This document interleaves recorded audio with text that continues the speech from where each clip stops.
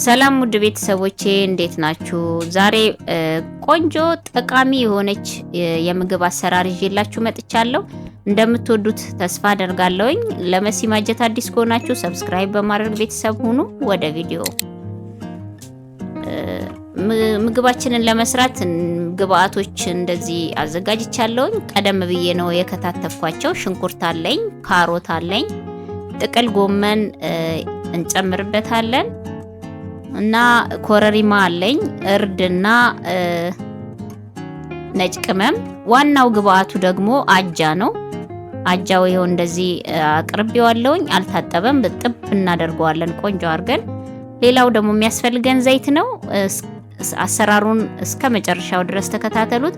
በጣም ቆንጅዬ ጣፋጭ የሆነች ለመክሰስ የምትሆን ለቁርስ የምትሆን ለልጆች ምሳቃ የምትሆን ቆንጆ ጣፋጭ ምግብ ነው የምንሰራው። ድስቴን እንደዚህ ጥጄ ዘይት አግላለሁኝ መጀመሪያ።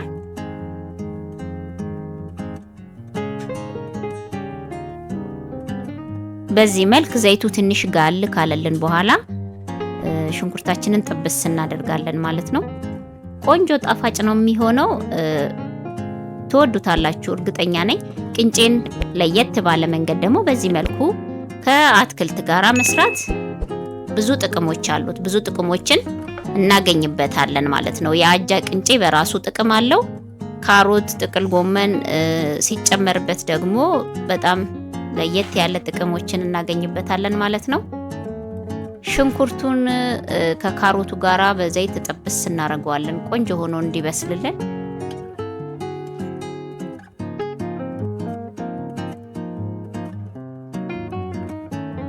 በዚህ መልክ እንደምታዩት ጥብስ ማድረግ ነው። ካሮቱን ከሽንኩርቱ ጋር አብሬ ያስገባሁት ካሮቱ ትንሽ ጠንከር ስለሚል በደንብ ጥብስ እንዲልልኝ ስለፈለኩ ነው። ብስል እንዲል ስለፈለኩ ነው። ይኸው እንደምታዩት ቆንጆ ሆኖ እየተጠበሰ ነው። አሪፍ ነው የሚሆንልን፣ እርግጠኛ ነኝ ትወዱታላችሁ። እርድ ነው የምጨምረው፣ ግማሽ የሻይ ማንኪያ፣ ትንሿን የሻይ ማንኪያ ግማሽ በቂ ነው። ለከለር ያክል እንጂ አለመጨመርም ይቻላል። ነጭ ቅመም ነው ይሄ የምጨምረው፣ ያልጫ ቅመም ማለት ነው። ኮረሪማ ትንሽ ለጣዕም ያክል ግማሽ የሻይ ማንኪያ በቂ ነው። ኮረሪማው ጣዕሙን ቆንጆ ያደርግልናል ማለት ነው። በዚህ መልክ እንደዚህ ቅመሞቹን ጨምረን ጥብስ እንዲል እናደርገዋለን። ጎመኑን መጨረሻ ላይ እንጨምራለን እነዚህ ከበሰሉ በኋላ፣ ምክንያቱም ጎመኑ በደንብ መብሰል የለበትም።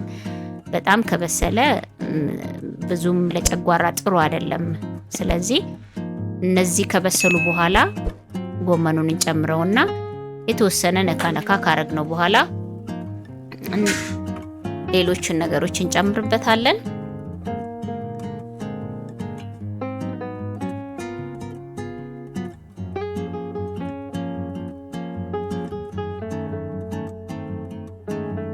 አሁን ጎመናችንን እንጨምራለን። ሌሎቹ ስለበሰሉ ካሮቱም ስለበሰለ ጎመኑን እንደዚህ በምታዩት መልኩ ቀጠን ቀጠን አድርጌን የከተፍኩትኝ።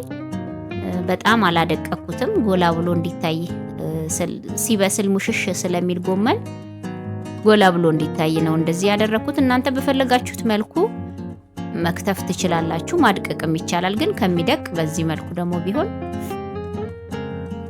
የተሻለ ነው ብዬ ስላሰብኩ ነው። በፈለጋችሁት መንገድ መክተፍ ትችላላችሁ። ጎመኑ የተወሰነ ጊዜ ለተወሰኑ ደቂቃዎች እንደዚህ ገልበጥ ገልበጥ እናደርግና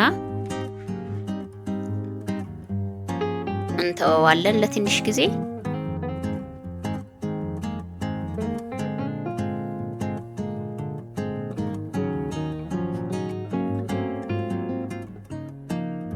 በቃ ብዙም አልበሰለም ጎመኑ፣ ያው ባያችሁት መልኩ ነው። ምክንያቱም በጣም ከበሰለ ጎመን ጥሩ አይደለም ለጨጓራ ብያችኋለሁ። እኔ ለራሴ እንደኔ ቤት ስለማይመቸን ነው ለጨጓራ። እናንተ ማብሰል ትችላላችሁ፣ ችግር የለውም።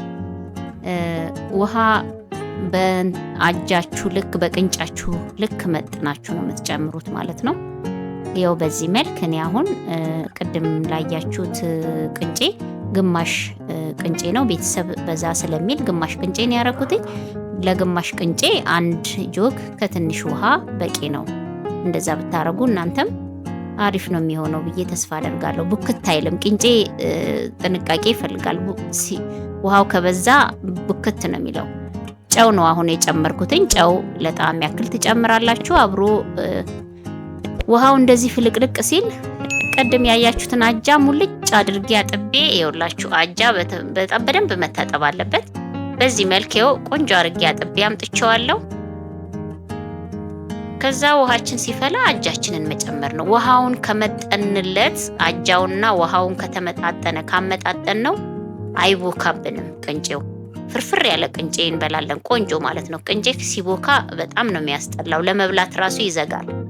ግን ውሃችሁንና ቅንጫችሁን አመጣጥናችሁ ከሆነ የጨመራችሁት ቅድም እንደነገርኳችሁ አሁን እኔ ለምሳሌ ግማሽ ኪሎ የአጃ ቅንጬ አንድ ጆክ ከተወሰነ የትንሽ ጨመር አድርጌበታለሁ ውሃ።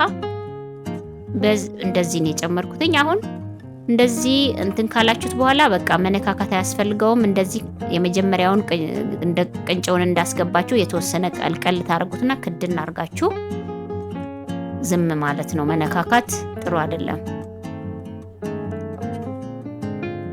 ከፈት እያረጋችሁ ታዩታላችሁ። ያው በዚህ መልክ ሾርባ ነው የሚመስለው፣ ግን ታዩታላችሁ መጨረሻ ላይ። አሁን ሲታይ እንደዚህ ሲንተከተክ ሾርባ ነው የሚመስለው።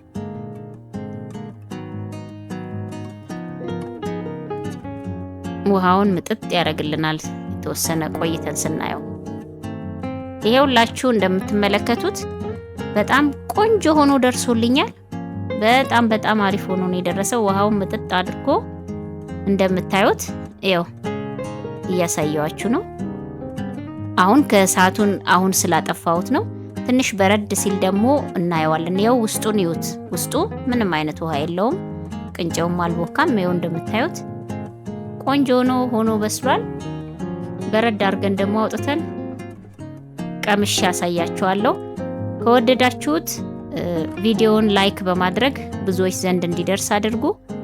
ለመሲ ማጀት አዲስ ከሆናችሁ ደግሞ ሰብስክራይብ በማድረግ ቤተሰብ ይሁኑ። ይኸውላችሁ ቀዝቀዝ አድርጌ አምጥቼዋለሁ። እንደምታዩት በጣም አሪፍ ሆኖ እንትን ብሏል። ያልተያያዘ ፍርፍር ያለ ቆንጅዬ የሆነ ለቁርስ አማራጭ ይሆናል። ለልጆች ምሳቃ መቋጠሪያ መሆን ይችላል። ለመክሰስ መሆን ይችላል።